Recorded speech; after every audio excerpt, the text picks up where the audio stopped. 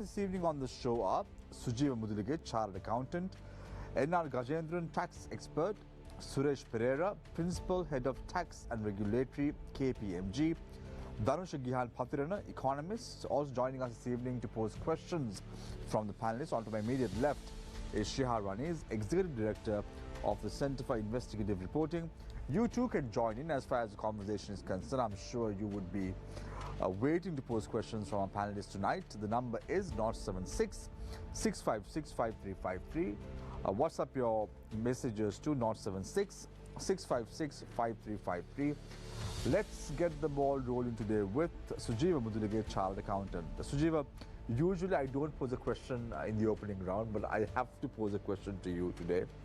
A month ago, you were on the show and you said that most of the areas would be tax, VAT would be imposed. Seemed to me that you had a white crystal ball in front of you, and I hate to admit that you were right. The time starts now. Thank you for the invitation to be here tonight.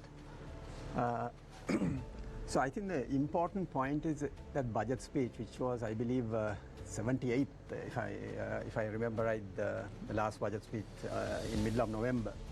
So there was one line, which was, where the president said, as a finance minister, that the VAT exemptions would be removed other than for health, education, and some essential food items. That's all. So in my view, they missed a trick. They should have, when the budget was presented, in my view, they should have elaborated on this. And in my view, they should have given a detailed annexure to the budget speech saying, we are going to remove 97 categories of items. It's not 97 items, right? It's 97 group of products and services, right? That it was going to be removed, and these are the 97 that we are going to remove, right? And there was no need for it to be presented later and for all this discussion to take place. I think it should have been done. I'm not sure whether the government did it deliberately or whether it was oversight. I'm not sure, but I think it should have been there. So the second point is that the budget presented was to fall in line with the IMF requirements. So the extended fund facility had so many conditions laid down, and in my view, they did a pretty good job in order to meet most of those requirements. And you also know that our second installment was delayed. We didn't get it on time. It was delayed by a few months. So the government had no choice but to make sure that we meet our revenue targets. And as you know, over the years, at least the last 20 years from year 2000, we have not met the revenue targets in a single given year. Never have we met, right? So we had no other choice. We had to say, okay, from where are we going to collect our revenue? And if you look at the budget speech, in the budget proposals, there are hardly any revenue proposals. Hardly any, right? Hardly any revenue proposals. Other than the big ticket item was VAT. And that also, just one line somewhere in that budget speech where you would be very difficult for you to identify where exactly is this particular statement. So from this increase what they are trying to do on the revenue, so last year we had 2.8 trillion of income, and we are going to go up to 4.1. So that is about 1.2, 1.3 trillion. And the bulk of that is coming from VAT. So 720 billion is the number. That's a huge amount, right? 1.2 trillion is the increase, 720 trillion, right? Almost 70% is going to come through VAT and maybe a social security levy as well to some extent.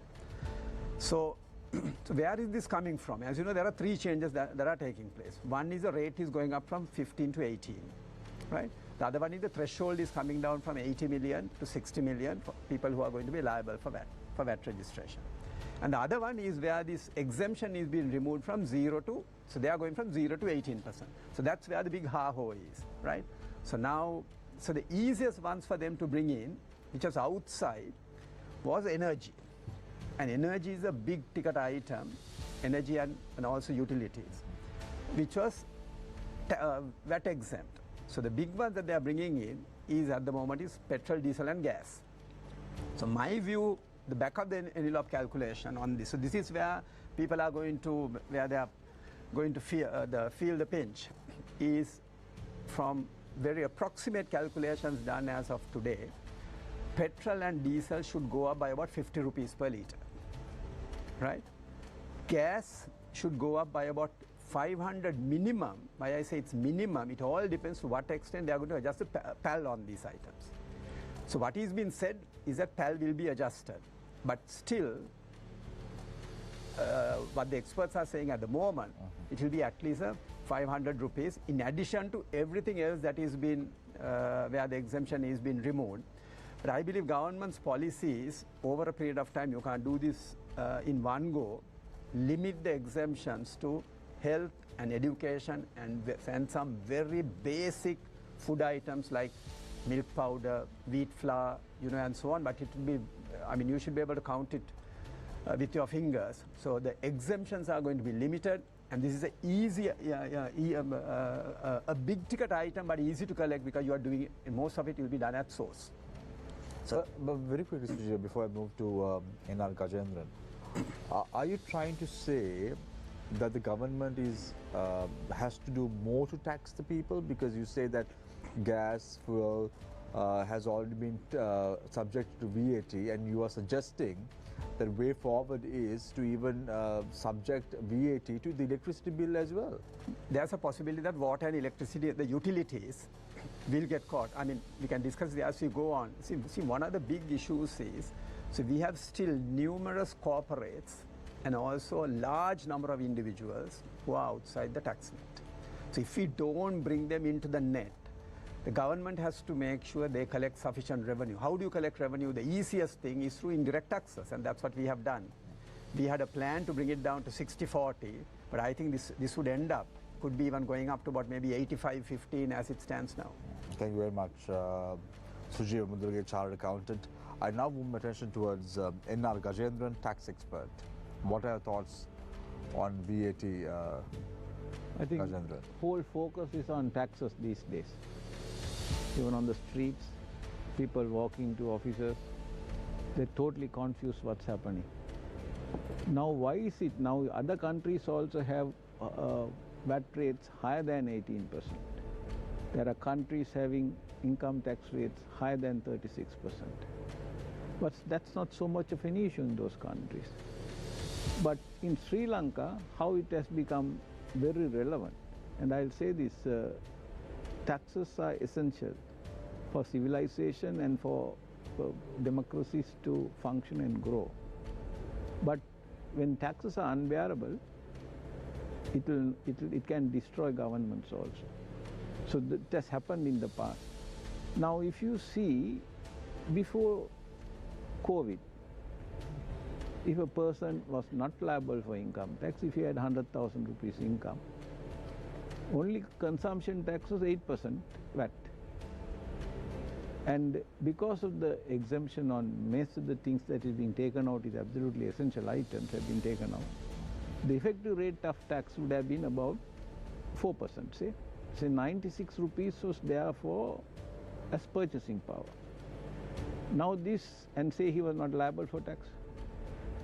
Now it's 18% VAT. And you have 2.5% SSCA, so 20%.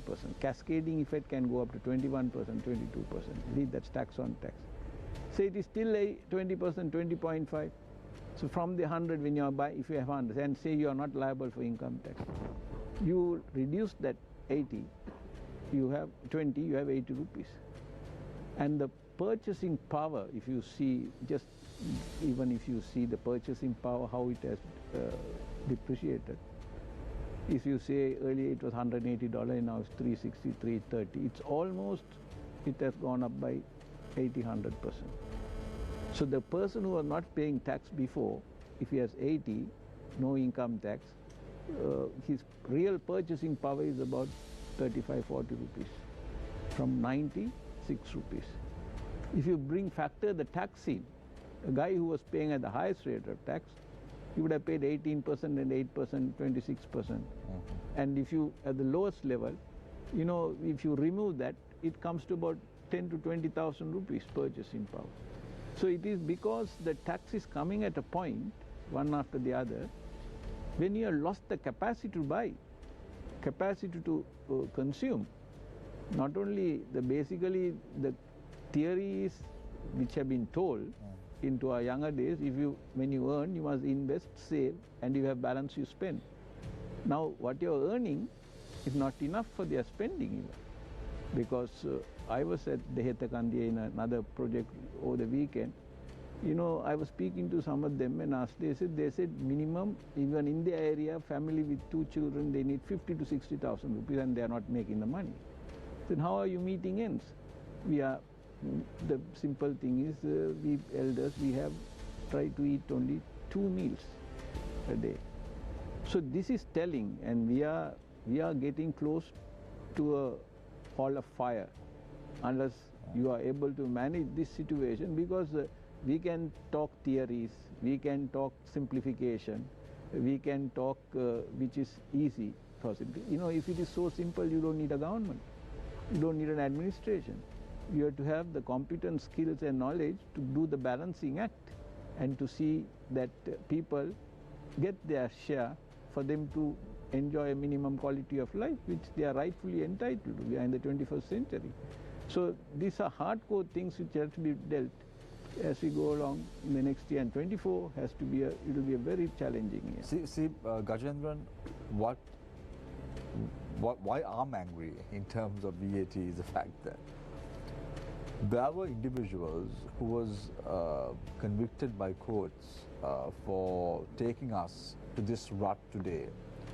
All of them are absconding, not paying back to the government or the people. And we, the people, have to pay the brunt of the incident that you brought in with regard to the Dehetakandya. That's not only the story in the Dehetakandya, that's across the country. That is a story of all the people, the majority of the people in Sri Lanka. But we don't have any plan to get that money back. Don't you think that is unfortunate? Exactly, Samira. Now this is an island. 22 million people. We have sunlight during, almost 365 days, other than the flash floods that is going around and inclement weather in the last few months. We have good sunlight. Our air is not so polluted because we have never gone for industrialization. We have clean water relatively, potable water in most of the countries. We have green, plush green. If you're flying in and out any part of the country, you see all sea of green. So what do you need? Food is there. We have our food. You need money for medicine and education and healthcare, if at all. But we are going to spend this year 7 trillion rupees. 7 trillion rupees our total expenditure for 24. That is going up by about 1.7 trillion compared to the previous year, 5.2 to 7 trillion, right?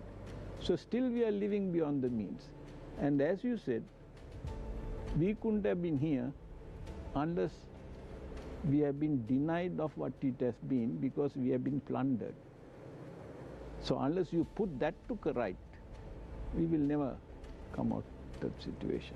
Thank you very much, N.R. Gajendran, tax expert. I now move my attention towards Suresh Pereira, Principal, Head of Tax and Regulatory, KPMG. Suresh, a few weeks ago you were here on the show. We were talking about budget and all that and more.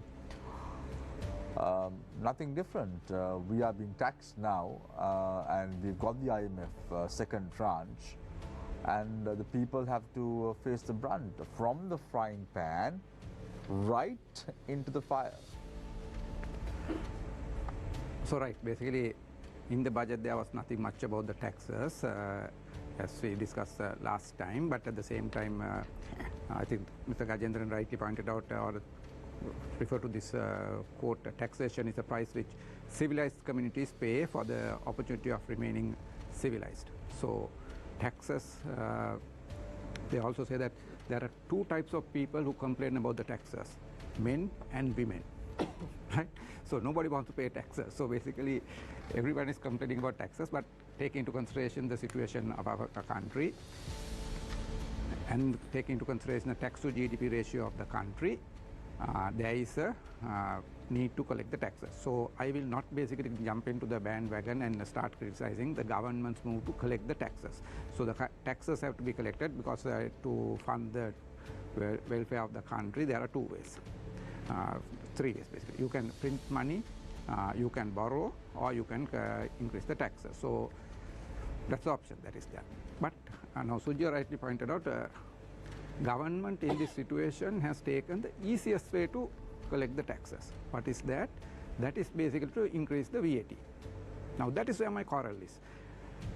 As a professional, I do agree that the taxes have to be collected because there's a big tax gap in the country, that taxes has to be collected. But the manner and the methods by which the taxes is being collected, I do not agree. So I do not agree with Sujiva's policy. Use the easiest technique to collect the taxes. Because when you use the easiest technique to collect the taxes, that is going to make a party suffer, nation suffer. There's a duty on the government not to take the shortcut, not to take the easiest technique, but spend time and do the fair thing, do the correct thing. That means basically design the tax policies correctly, fairly, so that basically this tax gap should be collected in an equitable manner, not in the easiest manner. So that is my response to that. Taxes should be collected, but it should be collected in the equitable manner, not in the easiest manner. So for that, can I add to that? Yeah. So why is that in Sri Lanka taxes are being collected in the easiest method? That is because in our policy making, tax policy making structure, there is no structure. There is no proper policy unit at the finance ministry. I keep repeating it over and over again, but this is the root cause in Sri Lanka. Why in 2019 taxes were cut down? Who takes the responsibility? Who advised the government to do that thing? Who takes the accountability? Nobody. Why? Because there is no proper structure for that. Who pays for that? The innocent people. Now again, in 2023 also what the government is doing right now is again, because there is no structure, there is no people involved in designing the tax policies in a proper manner, in equitable manner to collect this the required taxes. Like Sujya pointed out, the easiest method is being used, which is wrong. We don't have to follow the easiest method.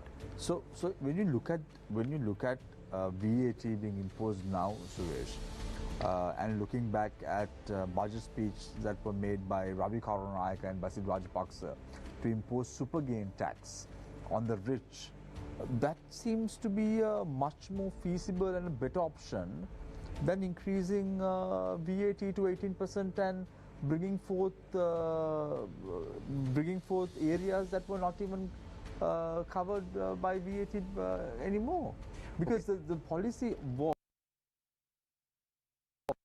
take from the rich and try to pay the poor. What is happening right now is get the money from the poor and keep nourishing the rich as much as possible.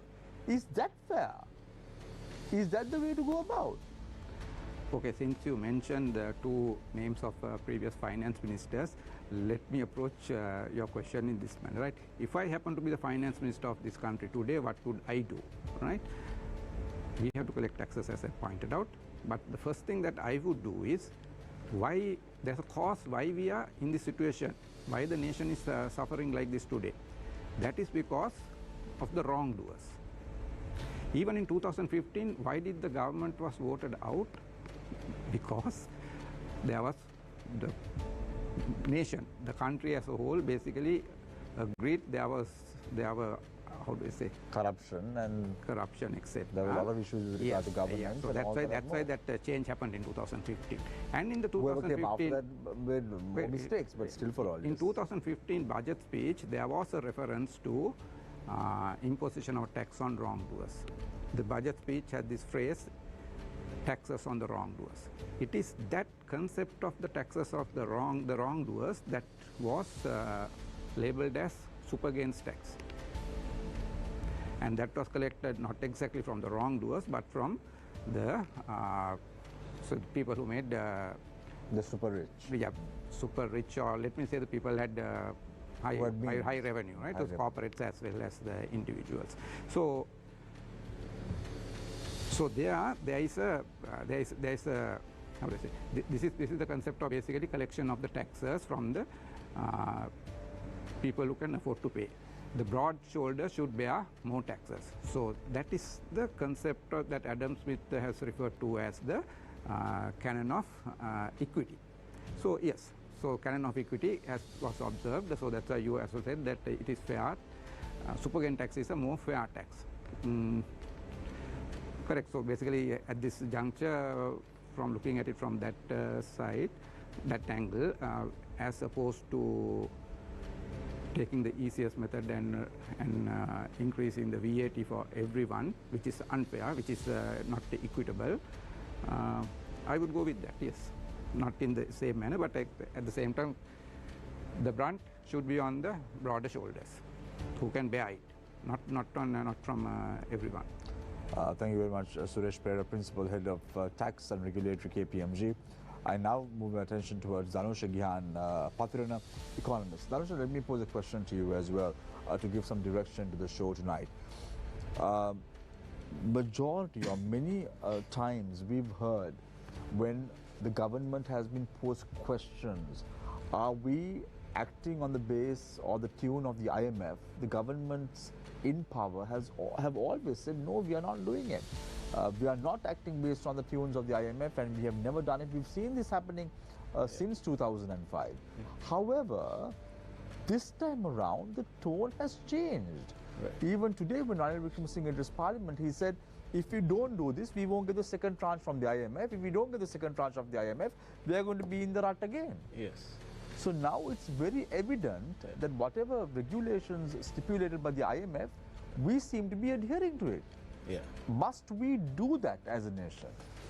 Yeah, I think I would like to approach that question, well, in a few ways. One, I think we should, first of all, go back to the second review which the IMF gave, where they basically highlighted the fact that we need to, or Sri Lanka needs to raise its tax revenue by around 15%. And in that review, they highlighted 3 key points where this tax revenue can come about. What we see right now by IMF approving this deal, or the second tranche of roughly around 300 million USD, they have completely backtracked on these 3 demands which they initially posed. So one was that they suggested that they should streamline the tax administration. That is where government was pushed to focus on broadening the direct tax base and collecting the taxes in a timely way through direct taxes. And in the initial demands, they had not put this, collection of revenue through indirect taxes. Now, and the second point was to address tax evasion. Now we know the inland revenue has reported roughly around 944 billion in taxes being evaded. Now there are legal cases going on, so it's, and then again around 200 billion of that is like directly collectible amount, which is not under any litigation or not under any dispute under legal cases. Roughly around 200 billion, I'm not sure, but somewhere close to that. So now, then they have also highlighted in their governance diagnostic that the legal framework or the legal structure in the country is completely inadequate to address this problem, because the amount of knowledge that the legal system itself is having about tax evasion and so on is deficient to address this problem. And secondly, the legal structure, the legal framework completely promotes this type of behavior. Because now what we were also discussing that earlier was that now this, if we take this VAT as an example, now we cannot evade this VAT. We go to the market, we have to pay that. You can't say, look, this is not the amount that I am supposed to pay, I would only like to pay this amount. You can't evade that amount. But when it comes to income taxes, the responsibility of giving an estimate of the amount of taxes that I as a person should pay is resting with me. So I am capable of giving an estimate, and once that estimate is produced to the Inland Revenue Department, what I do is later on I dispute my same estimate. I go to the Inland Revenue Department and say, look, this initial estimate was wrong, so I won't be able to pay that initial estimate. This is the amount that I should be paying. They put a lower amount, and then the dispute starts. Then they go to the courts, and the court case will drag on forever.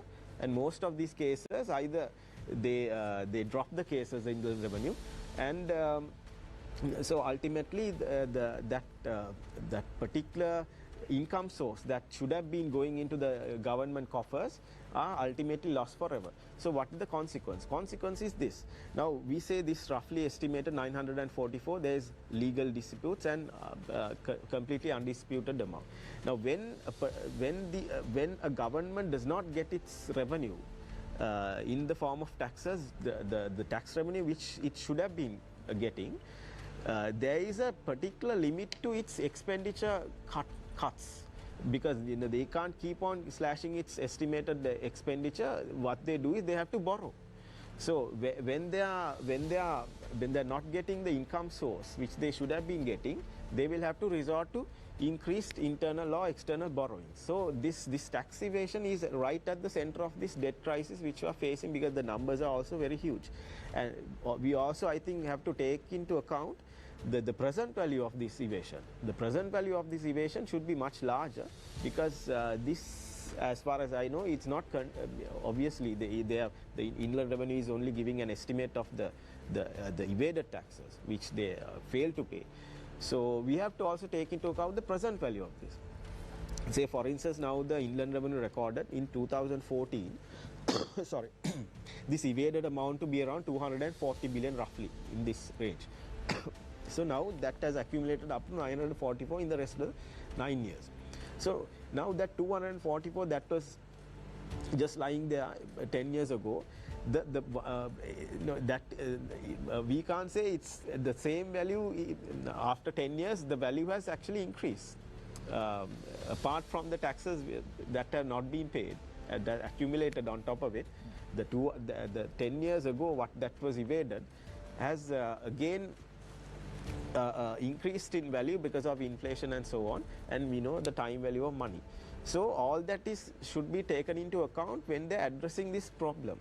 So I think also the IMF had not earlier, we have repeatedly been saying these type of demands IMF had never made, because this is not the now this is the 16th or the 17th time which the IMF 16th time the IMF come to a program with this country. So this is not the now did they just got to know that there is tax evasion after the 16th time to coming to Sri Lanka? So how did these demands at least at the surface level at the paper level, how did these demands make into the IMF's framework? Obviously, as we know, there was lots of tremendous amount of campaigning going on by the trade unions and the mass organizations educating and making people aware about this problem of evasion. And if I move on to their third demand, the third was that getting rid of all these tax holidays which are being given onto especially the BOI firms, which in fact it's quite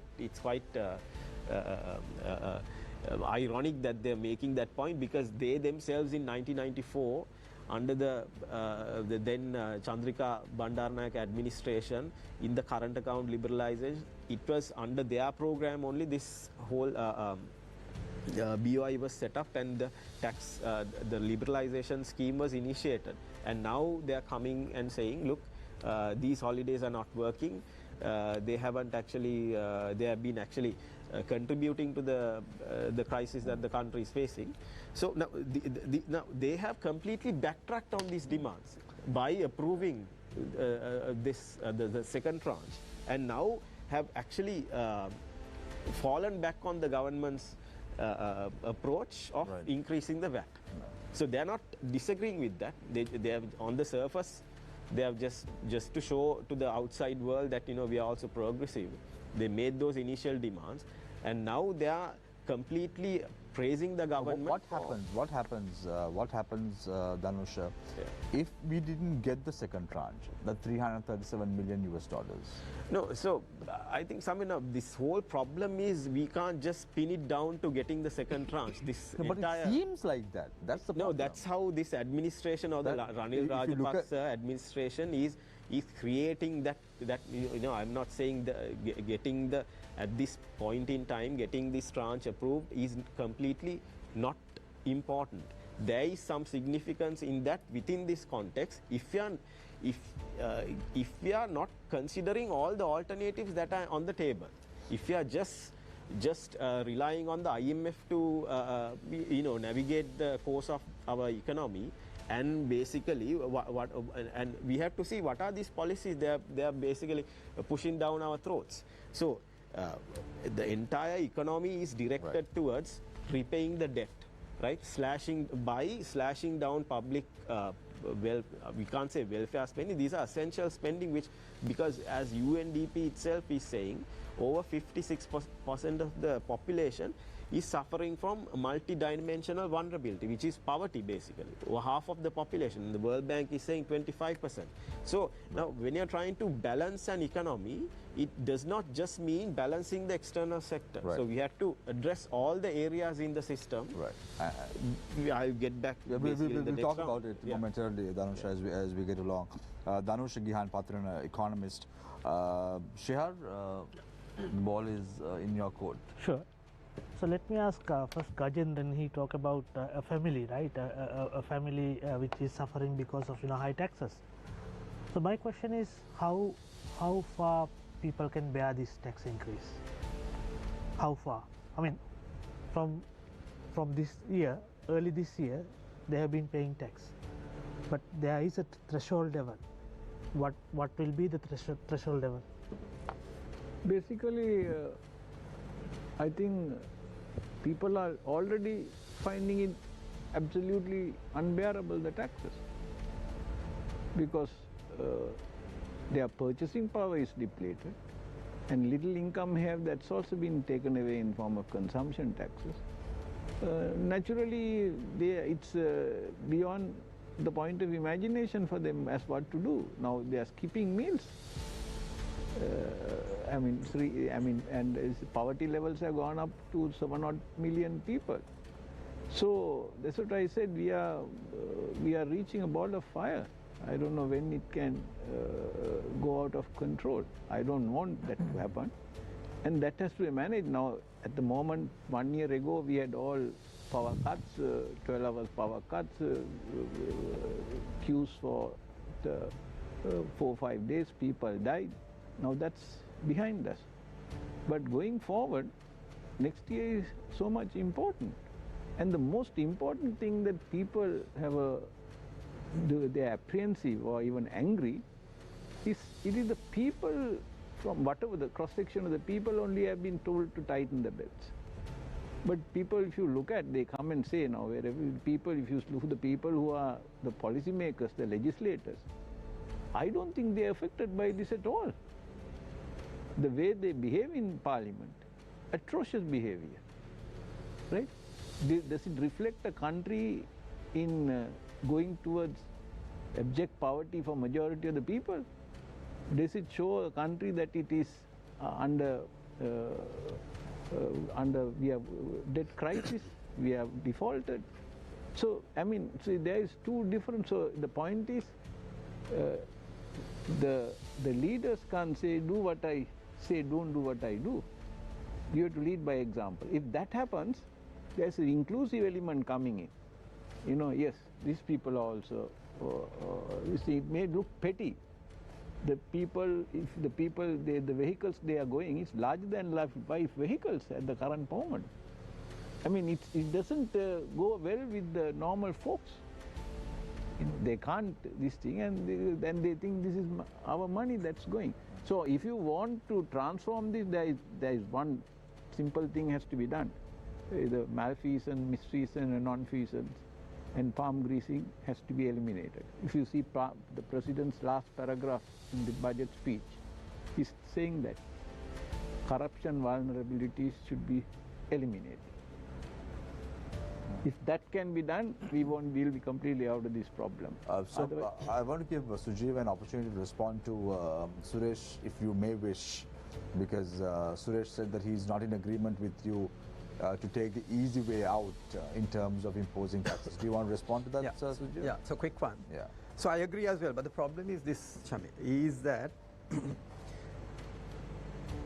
successive governments have been reluctant to widen the tax net, and I don't buy in this.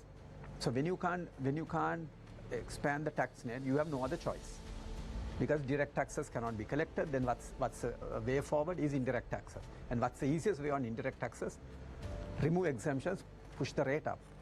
Why are governments reluctant to enhance the tax net? They know who the culprits are. I'll give you a simple example, right?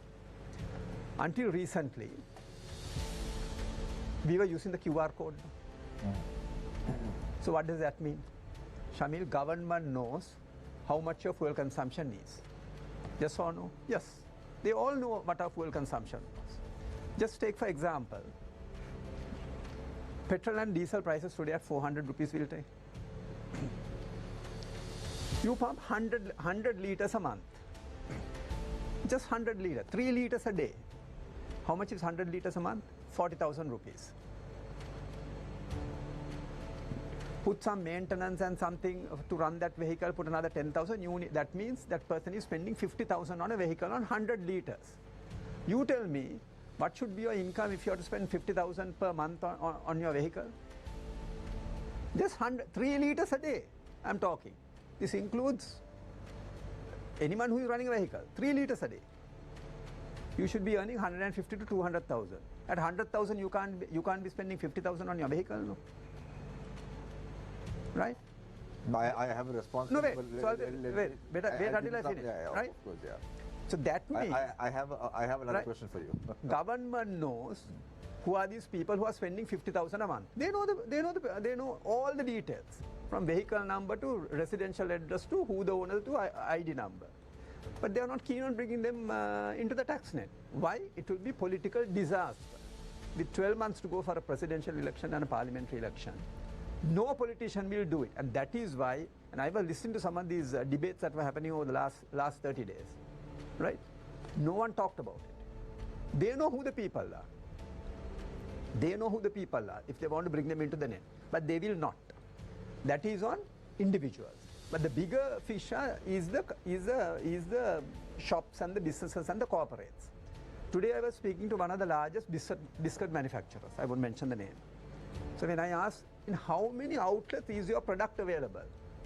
They said minimum 120,000. A popular biscuit brand. 120,000. So all that 120,000 should be within the tax net. Right? Should be within the tax net. 120,000 outlets. 120,000 outlets was 120,000. 120,000 outlets. That is inclusive of general trade outlets. General trade outlets, right? Yeah. 120,000. You will know this when you are selling your tea. You will know this, Shamil, right? 120,000 outlets. Take that is on that's just simple. The shops out there, right? Take the people who are self-employed. None of them mind the tax net, right? I'll give you some simple numbers. 25,000. There are 25,000 medical doctors in the country, right? GMO alone has 25,000. So outside the private practitioners, you need to add them on. There are about 25,000 engineers, right? 150,000 technology people, tech people. About 25,000 accountants. You take all these other professions into account. How many tradespeople? Plumbers, electricians, masons, carpenters, roofing guys, tiling guys, 500,000 people. Can you find anyone today who will do a job for you for 2,000-3,000 rupees if they come and do something? They will want anything 6, 8, 10,000 rupees a day. None of those guys are paying taxes. That's the individuals. So then what is the government's alternative? Right? Government is, they know who these people are, but they don't want to tax them. But government needs the revenue.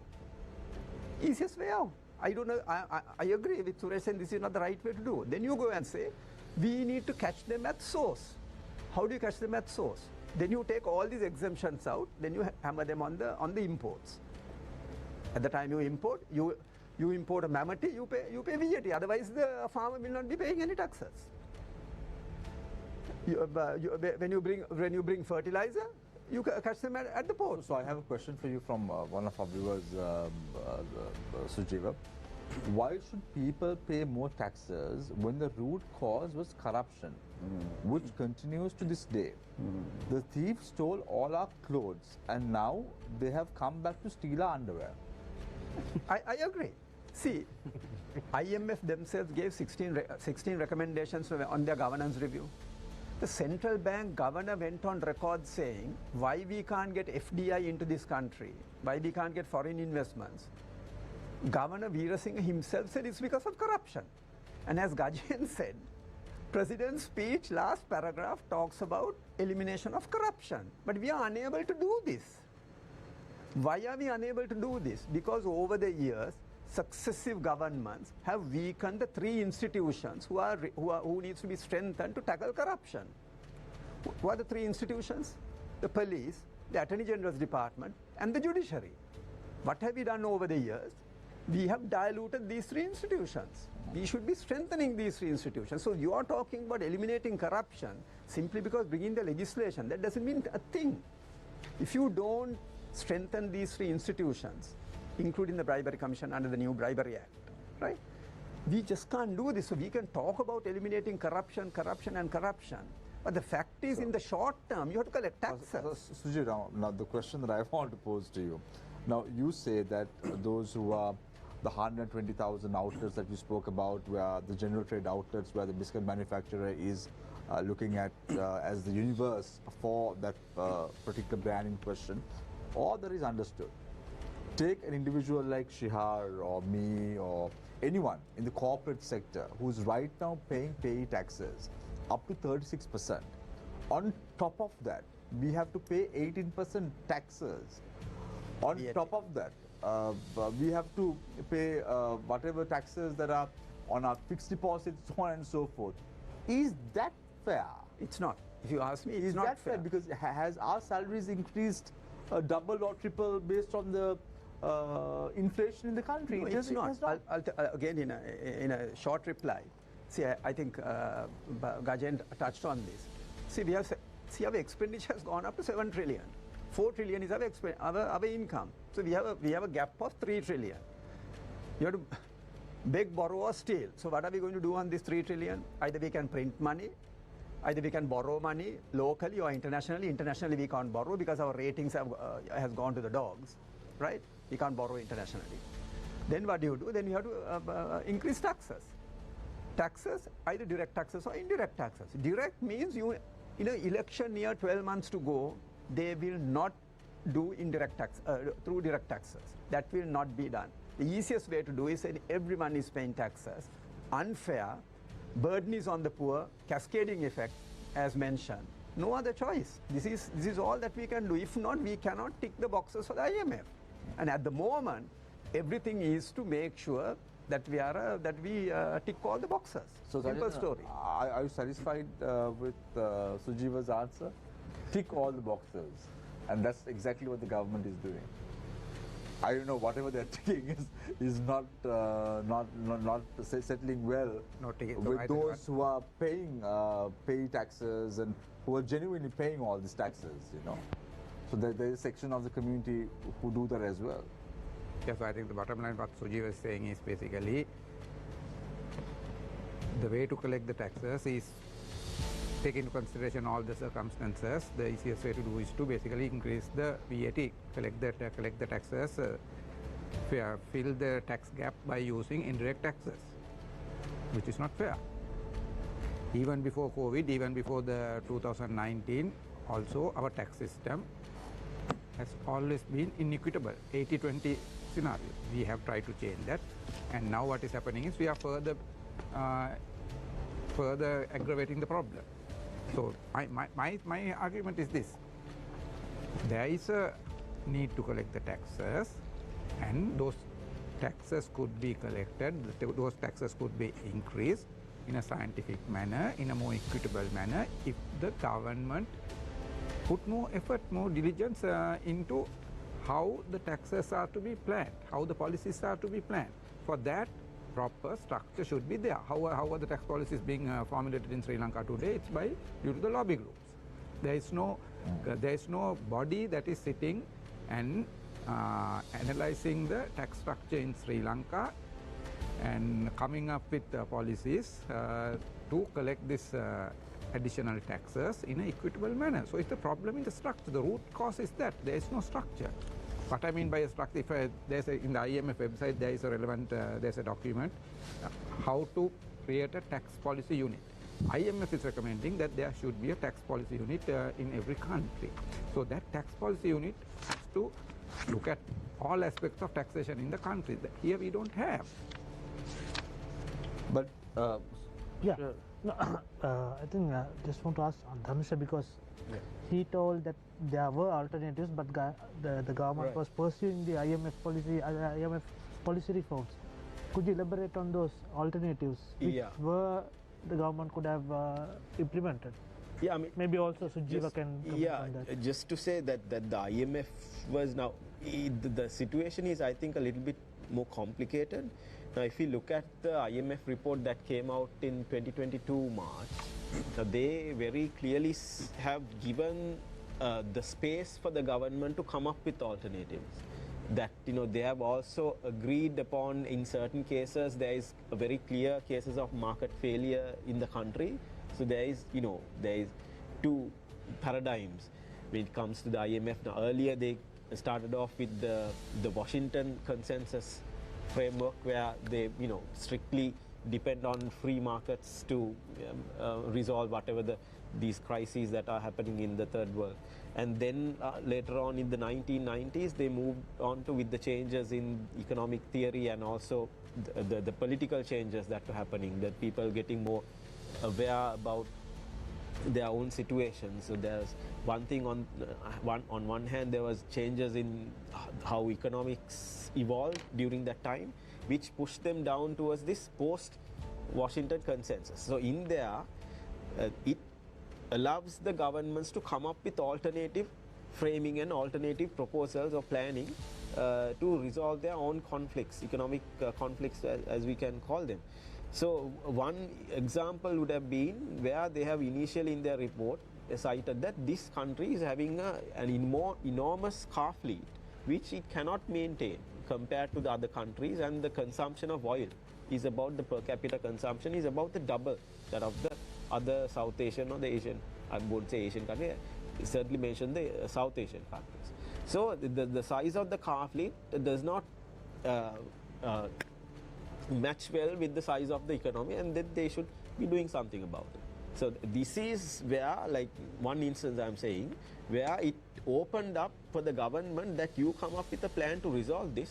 Now there can be very creative ways to go about that, resolving these type of things. But I'm just saying one example.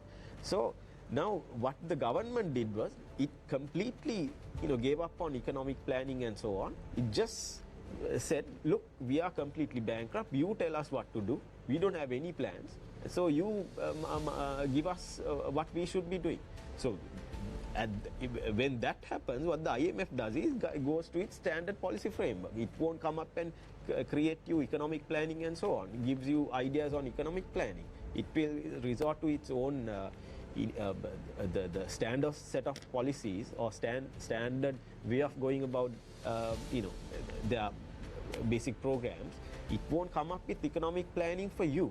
So then when it comes to this issue, I could specifically mention, even the IMF is also mentioning this, what are the alternatives. First thing, the alternatives is mentioned by the AG department, annual report, page number 114, they have published a table saying from 2006 to 2021 how the debt has been utilized in this country, the foreign debt that was borrowed from 2006 to 2021.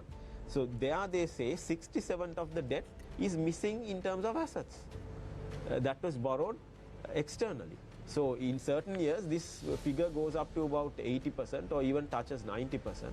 After 2015 it sort of comes down and again it picks up after 2020. So the expenditure that had gone into government projects should reflect in the form of assets, because the entire borrowing which goes into a particular project is reflected as value in that particular asset, whether it went into wages or raw materials or whatever the component of the cost is. It's transformed into the asset in the form of value. So there can't be significant gaps between what you borrowed and the value of the asset which you invested in. So there is an absolute yawning gap that cannot be justified. So which the AG department is clearly saying this is clear sign of mismanagement or misappropriation of the debt. So what is the path going? I mean, in that context, what do you have? What is the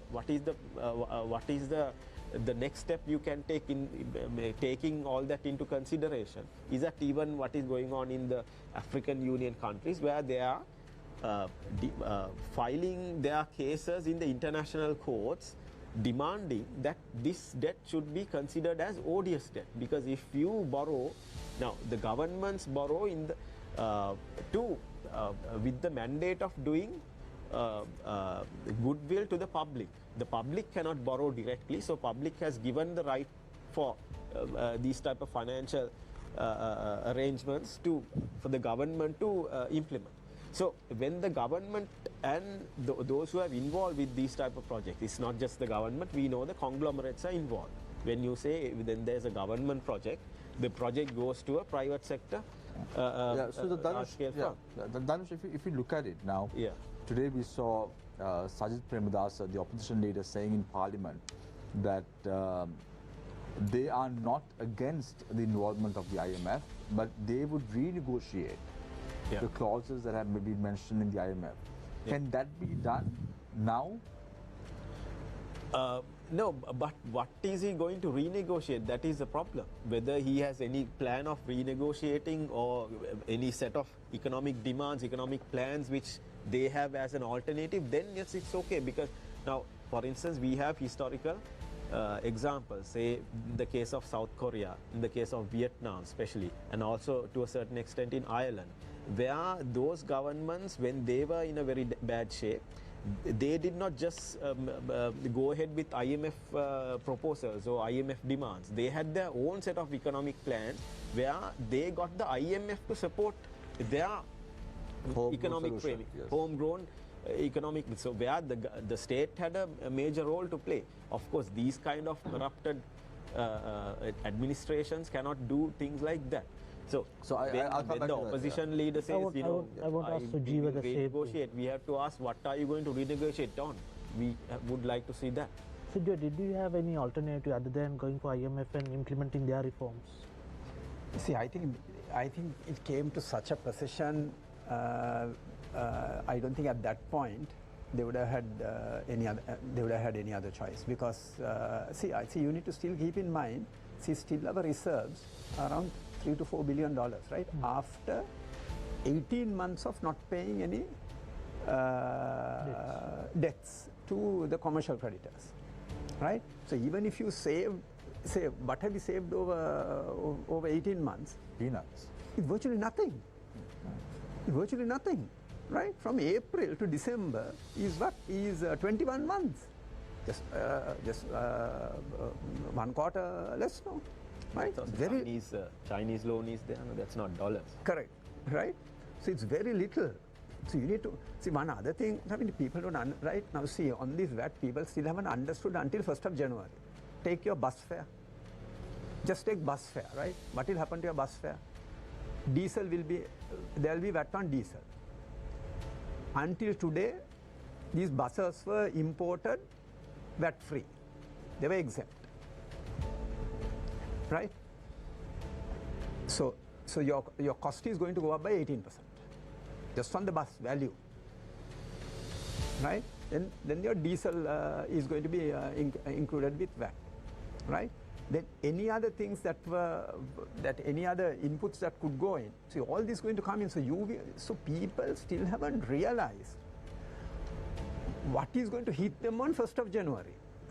Right? So whether it's say even pharmaceutical products, when you go to the pharmacy, there will be an increase, right? Your school book, your books are Vat'able now.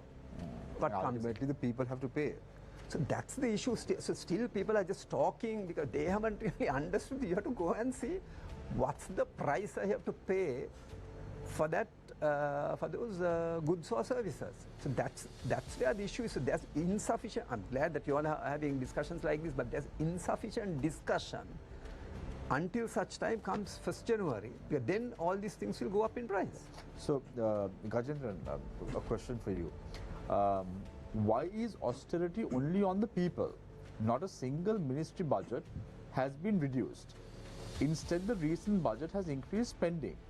Why can't ministry budgets be reduced? Very good question. People don't deal on this. No, we were talking of ticking the boxes. No. Have you ticked all the boxes? And the boxes you have ticked, are you going to achieve your objectives? See, our revenue was last year, 23, was originally projected at 3.6 trillion, refixed it at 3.4. We are going to end up at 2.8, they say. Now, there is nothing more to tax, no. Everything is taxed. It has hit the maximum. I don't know what that, other than your corporate super gains taxes are to be imposed or anything like that. Everything is taxed. Are we going to achieve this 4.1 trillion? Just see whether we are going to achieve. All focus is on tax. No, you must catch evasion. You are doing it now. Are you going to achieve 700 billion rupees on VAT?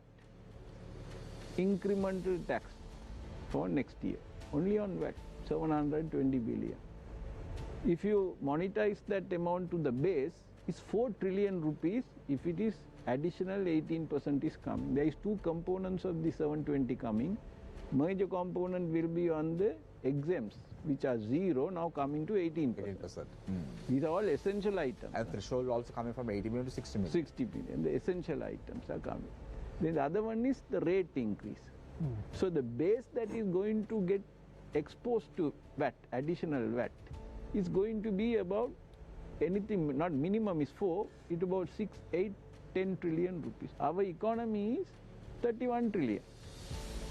So with all this, will we achieve this 4.1 trillion? Going down the line, they will fix the target. And year coming, last time we started with 3.6, you see the 23 budget 3.6 trillion. Then they refix it at 3.4, now 2.8.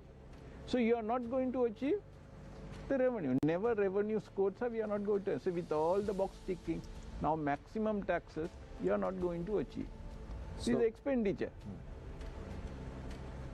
$1 million question, no. Tax expenditure to GDP in 23 was 18.7% of the GDP. For 24, it's becoming 22.5%. That is 3.5%. After the GDP is increasing in expenditure. You know why? In your company, if you bring money, you will reward an employee. In government, you have to spend for you to make money. 7 trillion rupees. And it was mentioned, Dhanushka said that Attorney General's report from 2005 to 2014, 8 trillion projects he has audited. Assets identified is only 2 trillion. What happened to the 6 trillion? The classic example is, Dhanush didn't mention, look at the Hamad report. The cost of building the Hamad report was 1.3 billion. When the Chinese bought the report back, they only bought for 1 million. Where is the 300 million? When we were students, we had this term of padding of expenses. And when you're auditors, especially, they used to pad these employees. That is fake numbers, fake amounts they used to put. Padding. You are very well aware of that, no, Gajendra? Yeah, even now as a tax consultant. Padding? Yeah. Yeah, you never catch padding because you don't know who is padding whom. You tell me. You are the tax consultant. We won't know, no. People are padding, we won't know. Yeah. How will we know? They are not going to come and tell we are padding you. But here, this is what is happening. Now, any government expenditure is at the GDP. But is that value bringing value? It's not varying value. If this glass of water is, this glass is said 10 rupees. If you put 100 rupees the value, GDP is 100, but value really get is only 10. So this expenditure, and if you see even people in the chambers and corporates are saying, no, you can't cut down expenditure immediately. That's what the government is saying. No, but what I'm sad is, Gajendran, Suresh, I want to pose this question to you as well. What I'm sad is, what is the Ceylon Chamber of Commerce doing? No, all are saying government has sold the idea. Be the voice for the corporate sector in the country. Government has sold. Tea leaves. Tea has been taxed. Majority of the countries, they have tea imports are tax free. Look at Sri Lanka. We produce tea and the tea is being taxed. A kilo of tea right now in the supermarket is 2,600 rupees. Can people afford it? Expenditure going up by 1.7 trillion. Sir. I think you did not mention the main increase, the significant increase is also because of the bank recapitalization. Yeah. Everything is kept. Now, for example, you see they say you can't touch Samruddhi movement. Okay, what is that? That is from 190 to 210 or something like a small increment. Salaries, you say you can't. There is 7 trillion, no? We are bankrupt country, no? How can you budget? And I don't think IMF is looking at the expenditure side. They are only looking at the revenue side. They say you will achieve the other numbers, but the amount of focus that's being put on the revenue is not there on the expenditure.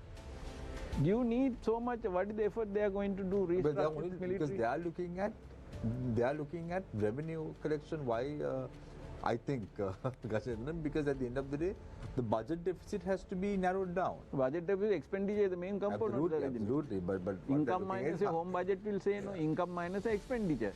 If your income is now naturally with consumption will drop. Yeah. When the consumption drops, the economy will start shrinking, right? People can't afford, and when the prices will go up because of this, inflation will go up. Interest rates will go up. So there is a double whammy. Economy is coming. Gajendra, why I am so upset and why I am so angry with this government or whatever is happening right now in the country. You go to the vegetable supermarket, a kilo of onion is 450 rupees. A kilo of tomato is 800 rupees. A kilo of brinjal is 600 rupees. A kilo of lime is over 1,000 rupees.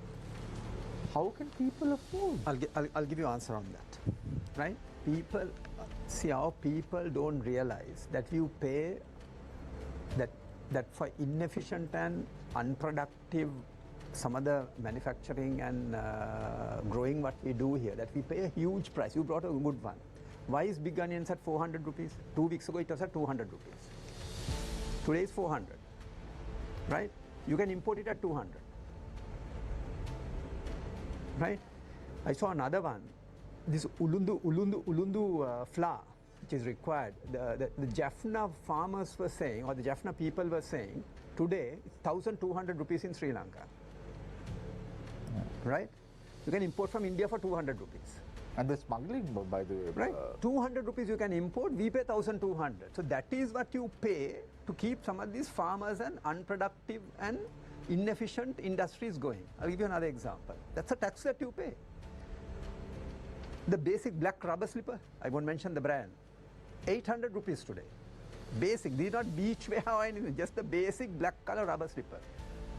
You go to Singapore into a $1 shop, you can buy for $1, 200 rupees. To keep the local companies going, you're paying 600 rupees of virtually a tax. I noticed that. I'm telling you. Even Malaysia. No, look at what's happening on the egg industry. 60 rupees egg. You can import for 30 rupees. To keep the farmers going, you are paying. So that is one of the biggest issues we have. We don't tell our farmers or industrialists, this is the indirect subsidy that we are giving to keep you alive.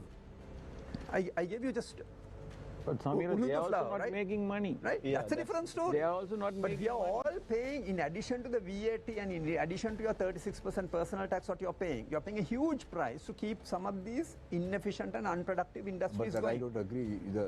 One No, of no, the Samir. largest egg distributors in Sri Lanka, the son got married recently, came in a helicopter. Absolutely, right? Yeah. I also know where it was held. But the issue is this, you go and tell the farmer, see the problem is the government is poor at communicating. You must tell the farmer, we are buying paddy from you at 100 rupees a kilo, right?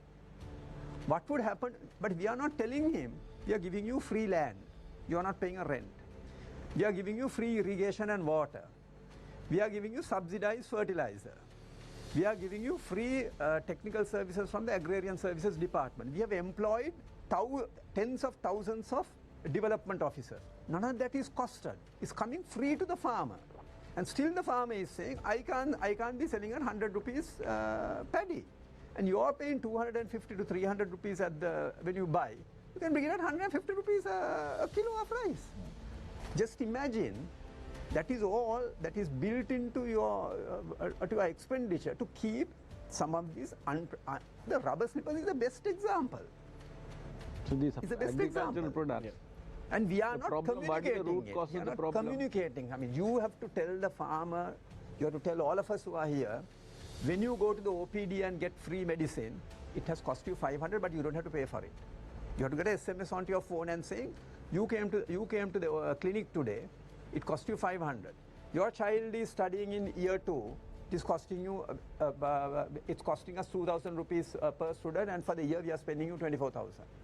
We are giving you free meals, free school books, free uniforms, free midday meal, and that's costing us 10,000 rupees a month to keep you going. But the problem is... See, when you don't know that, and then you say you are paying 18% VAT on this, you are saying, oh my God, my family is paying 10,000. Most of the countries, medical and education is Agree, but the problem is, when you give anything free, no one appreciates it. No, even we don't appreciate it. This has to be told. It's not that we are going to charge them, but a person who is receiving free services needs to be told. We are giving you free education. Your child is in year 3.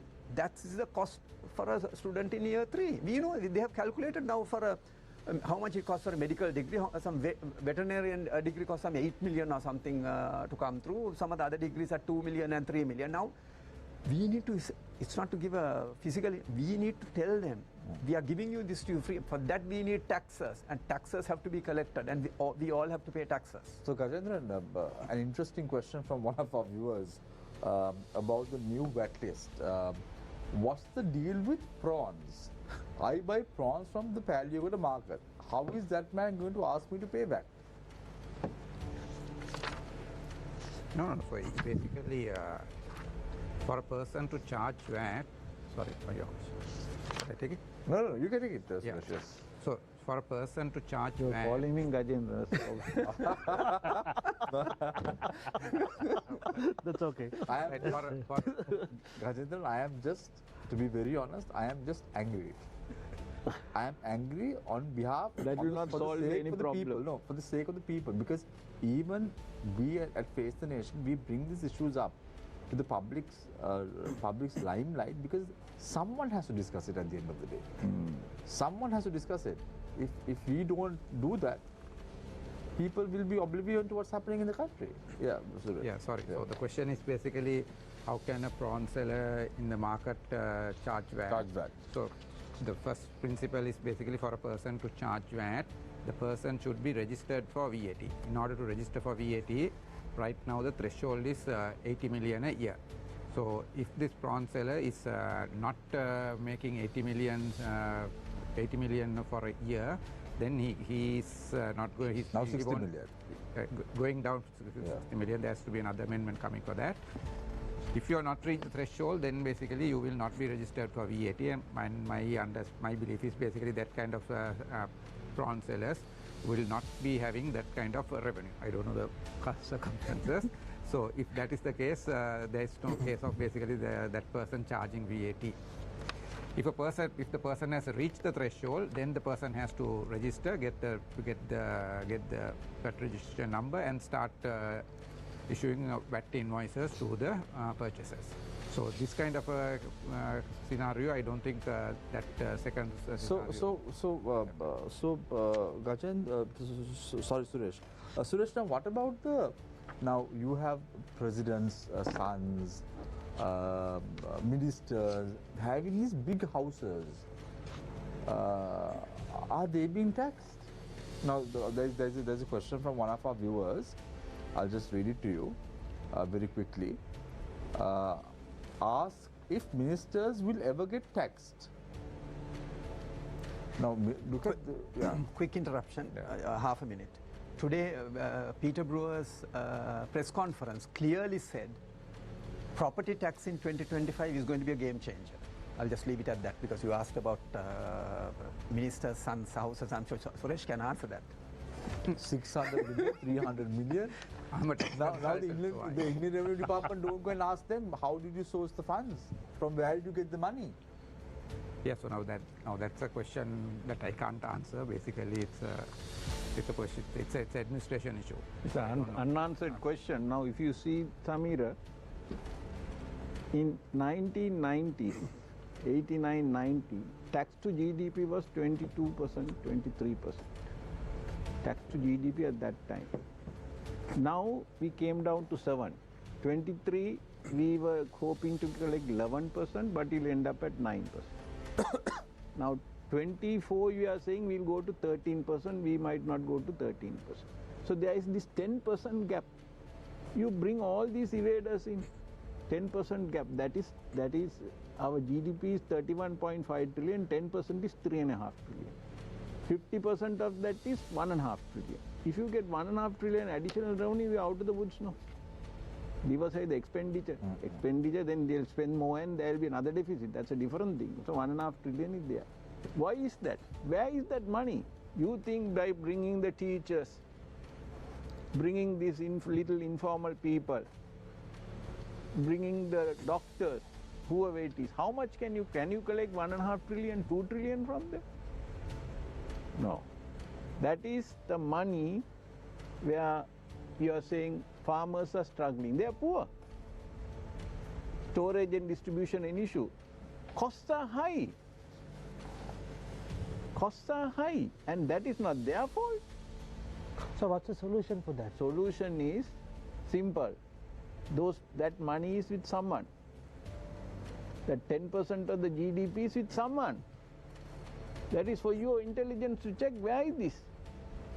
This is the simple, long and short, is plundered money. So if you are not going to fix that plundering, you will never come out of this wood.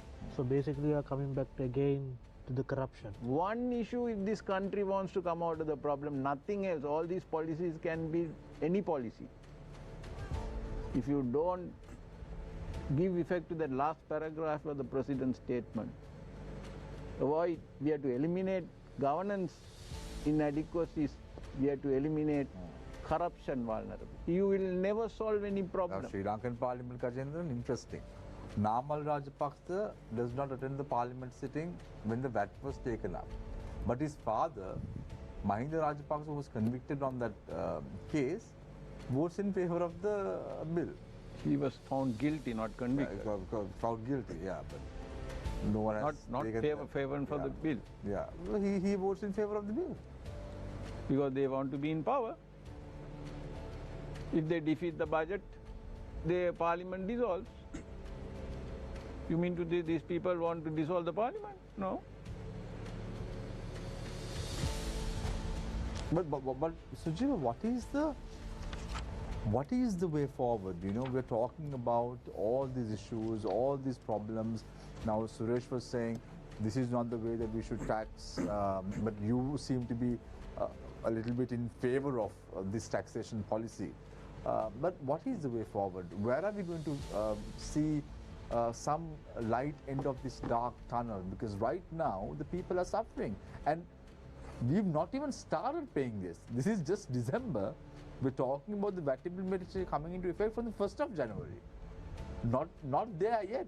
There is more to come. Why are you going in search of answers, Samir? I given you the answer. Which is? I'll come back to you. Corruption, nothing else. I'll come back to You can go and solve anything. Even we know all the problems. We know the solutions. We are not moving from here to there. Why? Why? Self-enhancing, self-seeking situation. You will never go. If you know this is the right decision to make, you won't make the decision. Why? Simple. So unless you deal with that in big way, we will not come out of this, because this will go into a cycle. We will borrow, then again we will go into another problem. Otherwise, if we are seeing our debts are going up, no, debts are spiraling. Total gross financing needs last year was 23 was 5 trillion. This time 7.35 trillion. We have to borrow 7.35 trillion without printing money this time. We have to borrow. Yeah, so just to give you a bit of background, today there was an article, as you know, Argentina is also in a mess just like us, right? And they have a new president, right? Argentina has been in the mess for a long time. Long time. So the new president just assumed office, right? I'm just telling you what he's going to do, right? I'm just reading out from the Financial Times. Argentina's new government will devalue the peso by half, just like us, 200 to 360, right? So they will devalue the peso by half. Slash public spending. Now that I have not heard from any of our politicians. And that's what Gajay was saying, touching on that as well. And he said saying openly, we're going to slash public spending. What does that mean? We have to cut our expenditure. Where is our five biggest items? First one is with public administration. That's where all the provincial councils, all the white elephants are. Number one. Number two is finance ministry. Number three is defense. Number four is health. Number five is education. Health and education, we can't touch. We need to spend more, right? We need a healthy and a educated nation to get out of this rut, right? For the first time ever, you must give credit to Pramita Bandara Tennako. When the defense ministry allocation was taken up during the, said for the first time we are going to resize our military forces. First time ever, no one has said this, right? And he has said by 2030 it will be brought down to 100,000, right? Fantastic, right? But we need to see commitments. Okay, tell us a number. What would be 24? What would be your 25 number? What's your 26? Otherwise it won't happen. It's good to talk. Right? It's good to talk, right? It's good to talk. We've right? always heard that over and over again from government ministers, you know. Absolutely. And then what else is he saying, right? So what is Argentina doing? Devalue the peso by 50%, slash public spending, reduce energy subsidies. We have done that, right? Our electricity bill has gone up 4 times now, right? If you had a 10,000 bill, you are on 40,000 home electricity bill, right? And transport subsidies. So that means train and bus fare subsidies have to be taken. And that's what Argentina is doing. We have failed 16 times at the IMF, and they have been a miserable failure just like us, right? But these tough decisions have to be done, right? I mean, where we are right now, that's where, President, you have to give credit to President on one thing, Shamil. He has been continuously saying, we are a bankrupt nation. We are a bankrupt nation. You don't want him to be saying that to us, no? No, but that has to be reminded, because otherwise people will not realize, how do we get out of this? How do you get out of this? One is, right, we have to tackle corruption. And to tackle corruption, I said you have to strengthen the 3 institutions. Number one, right? And then bring in the legislation and get it done. By just catching the school principal who is going to admit a child and putting him for 20 years behind bars is not going to solve this problem. Right? You have to catch the big fish, number one. Number two... But do you think, Sujiva, they have the will to do it? The will is the issue. Now let's take a look at the cricket matter. Yeah. The minister, let's forget about Roshan Singh, whether he's good or bad, or whether he's a clean fellow. That's a different story altogether. But at least he was voicing his concerns, opinions about corruption in cricket. Yeah, so that's why I said the will, it comes in these 3 institutions. The president removes him and appoints another minister. Yeah, so that's why you cannot tackle corruption, this and the bribery commission and that new act. So the president always talks. Now, Gajendran said, even during his statement to Parliament, The last line was about tackling corruption. No, but the where is the will? no. But you need to also say, right? I mean, in the recent past, there have been some historic judgments that have come out, no? Right? So one was on this, where they held the Secretary of the Treasury also responsible. So you need to know, as a secretary of a ministry or as a chairman of a corporation, you just cannot do anything and everything what your minister wants you to do, because you will be held accountable. Right? You know what happened on the Easter Sunday attacks. They held the Defense Secretary and the IGP responsible. So you cannot just do what your political masters want you to do. So that is one side of it. It's corruption. I agree with Gajen, right? Number one. Number two is expenditure. There's too much emphasis on revenue. It's revenue and revenue. We are not looking at where can we cut expenditure. We must be bold enough to say, right, the 15 years after the conflict, we need to review our forces. Do we need 25,000 or 30,000 civil defense forces? Those were Grama Rakshaka Niladhari. That is because we had border village. There are no border villagers now. So then we need to reskill these staff. We need to look at and say, what is the number that we require, right? We have 90,000 in the police. Virtually half of them doing sort of looking after VIPs. No, but Rajiva, again, boils down to my question, does the government have the will? Now, let's say, President Ranil Wickremesinghe says, we are a bankrupt nation. Agreed. Understood, we get it. We know that we are a bankrupt nation. But what does he do in the budget? Increase the salaries of the state employees by 10,000 rupees. Who's paying who? So I'll give you another example. I was watching your news today. Today near the Parliament Junction, there was a protest. Professionals. You look at who those professionals were. They were all people who got duty-free car permits. The recipients of duty-free car permits were all protesting at the Parliament Junction 3, 4, 5 years ago. You and I have not got duty-free car permits. All those people who were protesting today, watch your news clip again. All of them got duty-free car permits. They didn't say anything at that time. Today they are coming and saying we can't pay our taxes. They've all got Mercedes and BMWs for them so to no use. more duty-free car permits, and they won't protest all. Good But option. I mean, that is what. So you need to know. I mean, what are you asking for? Right? You have benefited from this system, and today you can't come back and say, you know, I'm unable to. But I get what you're saying, Sujiva. But you and I, why are we facing the brunt? Absolutely spot on. If you Why? ask, yeah, absolutely spot on. That you is get a duty-free car permit. No, I get didn't. a duty-free car permit. No. But I have to shoulder and keep my shoulders to the wheel, unfortunately. So, and I don't deserve it. So that is because one is corruption. See, the second one, last year, right, the CEB loss was 650 billion. Today it was said in Parliament. 650 billion. What happened? Where is that loss parked? That loss is parked with Bank of Ceylon and People's Bank. That's also partly corruption. Right? That is partly corruption. Now what are we doing?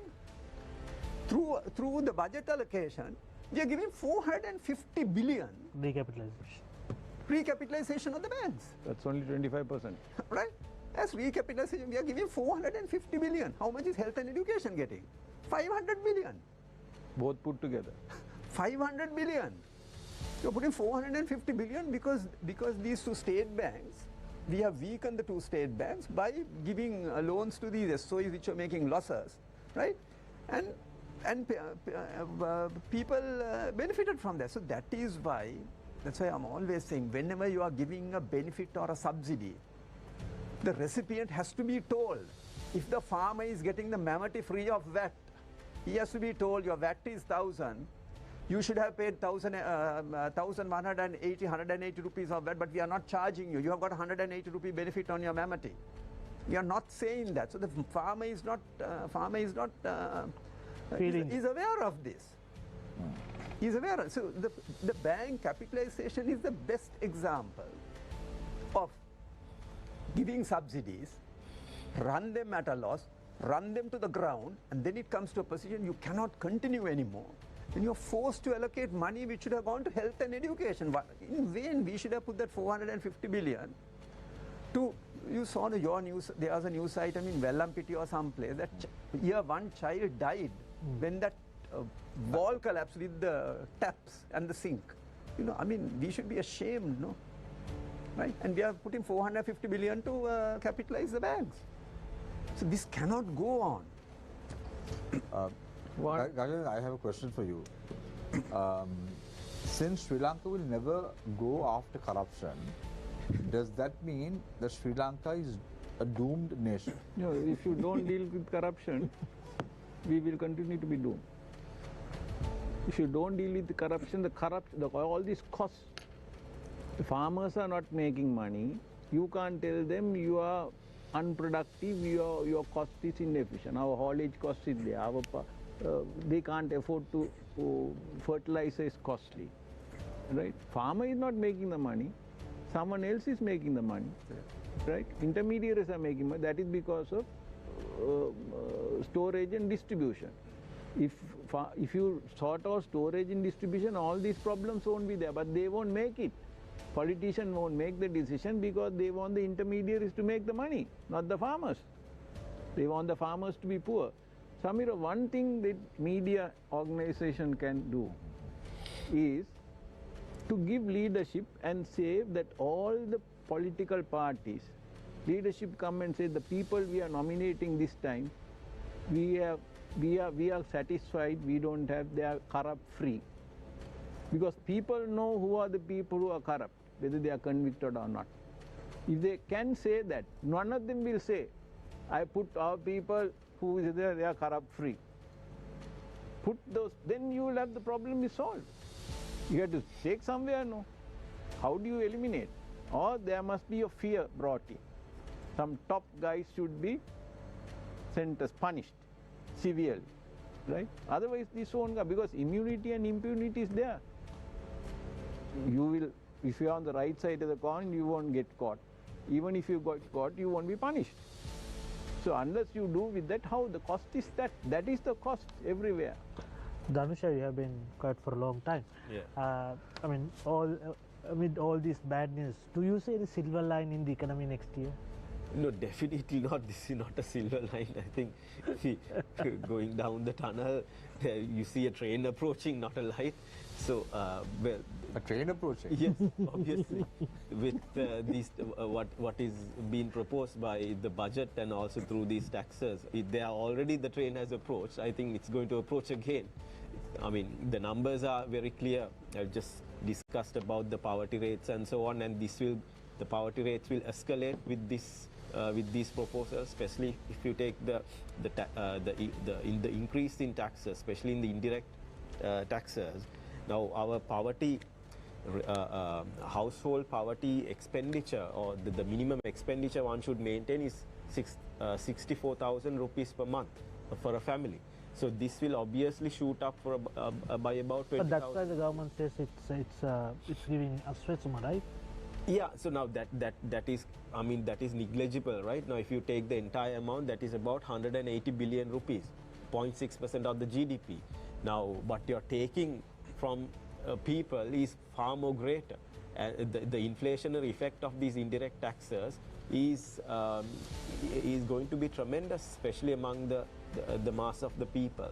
And I just also want to make few remarks about these farmers being unproductive and so on. I mean, we can't say that because, as I think Gajendra also pointed out, if we look at the market prices and the farm gate prices, there's a tremendous gap between this. And that is where the surplus is. And that surplus is completely taken out of the agricultural sector, destroyed and wasted in conspicuous consumption or shifted outside the country. And that's a part of it is even corroborated by the IMF, where IMF is saying that the misappropriated debt has left the country, the money has been shifted out of the country. This is IMF is saying in the executive summary of the governor's diagnostic. But what I'm saying is they have completely backtracked on these demands. They have completely agreed to what this government has done through the budget. They have completely neglected those issues. What about the the issue about mishandling of the debt, and also these shifting of money outside the country. That I think even in the parliament that was brought out through this trade misinvoicing practices that is going on in the country. That and what I need to say is that what the IMF has highlighted is that misappropriated debt has not remained in the country. So that has gone into somebody's hands, and it has gone outside the jurisdiction also. So now these things have to be, these are the points, I think, because it is not a simple matter. This will obviously impact the currency also, currency depreciation. And it's an inflation that has been triggered through this rent-seeking behavior that is dominant in the economy. Now we have to see in terms of income distribution, where the incomes are generated. So rent is a greater factor compared to... What could happen to the bank interest rates in the future? What I said is rent seeking is like incomes that are generated that are not Palm due to greasing. be, Palm greasing. yes, not due to be generated. But do you, Interest rates will of course move up with this inflation, and also yes. borrowing limits have gone through the roof. And what are they doing with this borrowing? I mean, it is, as Gajendra very clearly mentioned, the expenditure, we have to look at where the expenditure is going. And one huge component is this expenditure into highways and road network. That is something around 450 billion. And we know that is like the seat of corruption. Now, if you just to give an example, now if you compare the cost of construction per kilometer that was recently finished highway between Oman and Saudi Arabia was estimated to be around 0.9 million USD, whereas the Southern Expressway that was finished in 2011, 10 years ago, cost somewhere around $5 to $6 million per kilometer, 5.6 somewhere around. So even without taking inflation into consideration, this is 5 to 6 times greater. And if you take inflation in that 10-year period, it will come out to about 7 to 8 times. Now, it is very clear that there is gross mishandling and gross overestimation of these government projects, and the money had gone into some people's hands.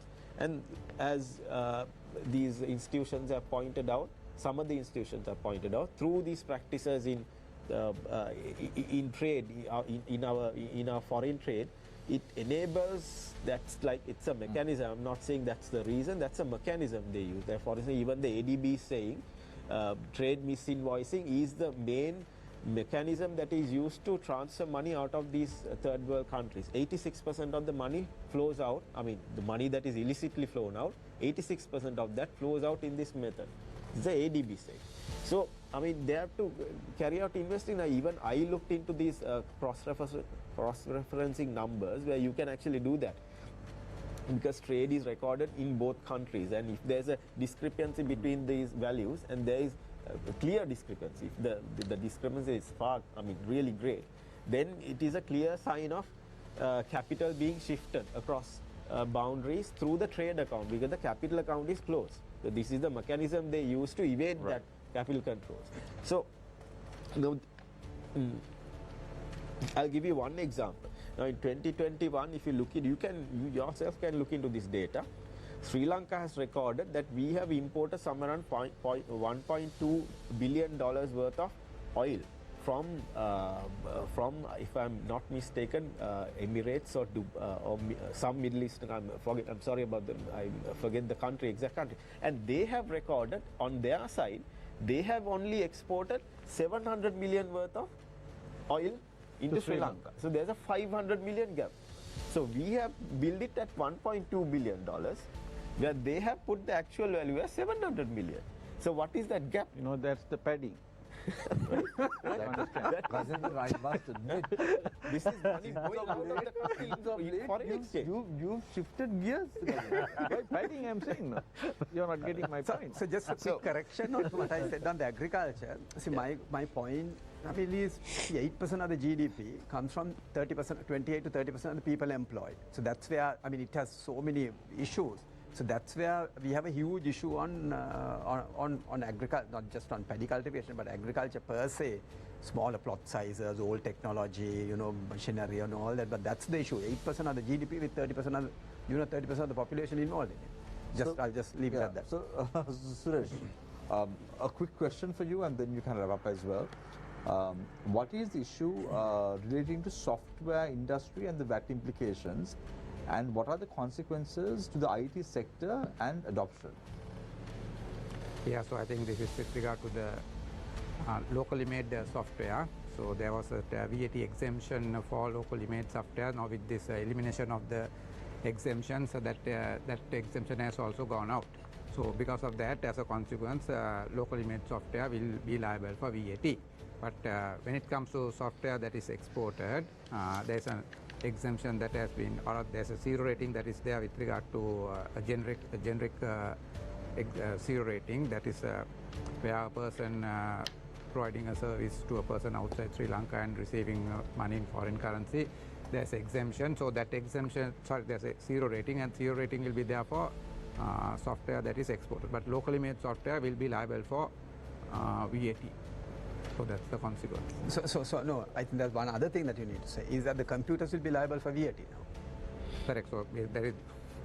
Okay, that is what Suji was trying to say, is before 1st of January, buy your computer now. Laptops now. And if you're going to Singapore, Dubai or something, bring your computer and come, because your computer will be 18% more expensive from 1st of January. Now, so what I don't understand is, Suresh, now, say the tea industry, don't you have to support the export sector of the country?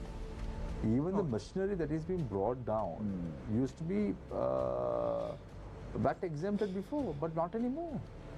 See, the product per se, that product that is exported, the zero rating continues. Yes, so yes, but the local manufacturer, the local machinery, the tea machinery for the factories. Other supplies, with respect to whether they are being supplied to direct exporters or not, those exemptions have gone out, right?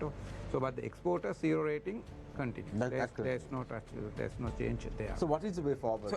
So just on that, so green leaf and latex is also brought in now. Yes, now. Yeah. But what is the way forward now? So now I think I have to clarify this. Now, what though I said basically correct method is not being used to collect the taxes.